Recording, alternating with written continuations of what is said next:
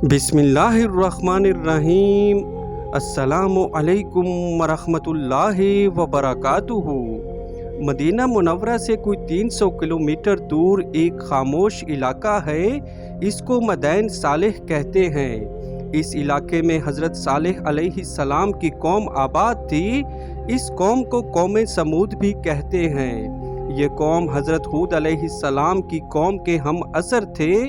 हज़रत हूद अलैहिस्सलाम की कौम को कौम आद कहते हैं, जिनकी बाक़ियात आजकल बहरैन के सहरा आबार में मौजूद हैं। चुनांचा कौम सालेह या कौम समूद ने अल्लाह से कुफर किया। बहुत बड़े, लंबे चौड़े और ताकतवर थे। उन्होंने पहाड़ों के अंदर अपने घर बना रखे थे, जो किसी भी मौसमी शिद्दत का मुकाबला कर सकते थे। वो हज़रत सालेह अलैहिस्सलाम की तबलीग के मुकाबले में कहते, ए सालेह, हमारे अजीम शान घरों को देख, क्या हम बहुत ज़्यादा ताकत वाले नहीं? अगर हमारे मुकाबले पर कोई और कौम है, उनको लाओ हमारे सामने।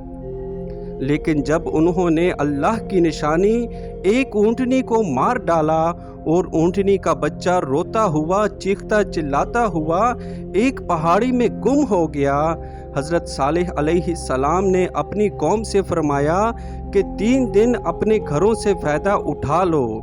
ये अल्लाह का वादा है कि अल्लाह का वादा कभी भी छूटा नहीं होता। तो अल्लाह ने हज़रत सालेह अलैहिस्सलाम को और कुछ लोगों को जो ईमान ले आए थे को अपनी मेहरबानी से बचा लिया। इस कौम को चिंगाड़ ने आ पकड़ा। वो अपने घरों में औंधे पड़े रह गए।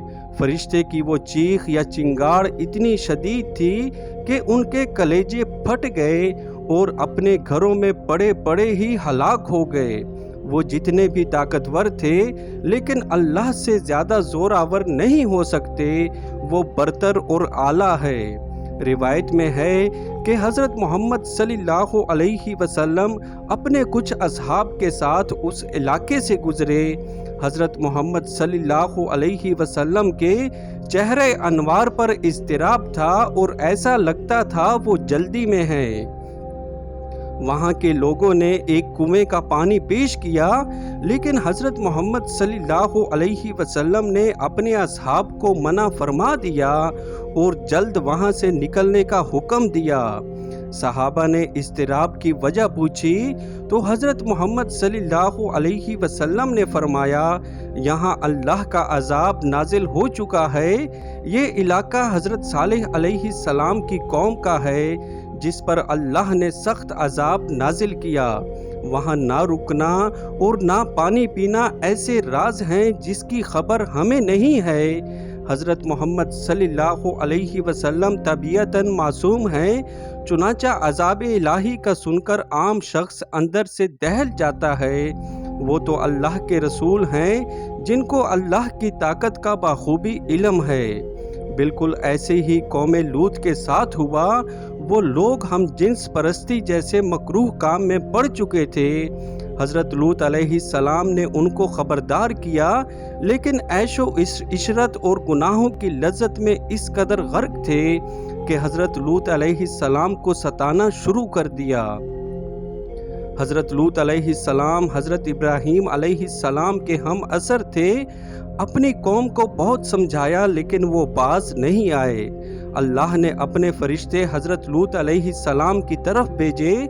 उन्होंने हज़रत लूत अलैहिस्सलाम से कहा कि यहाँ से अपने अहलो अयाल को लेकर निकल जाएं। अल्लाह ने कुरान में फरमाया है कि हमारे अज़ाब का वक्त सुबह है, और क्या सुबह कुछ दूर है?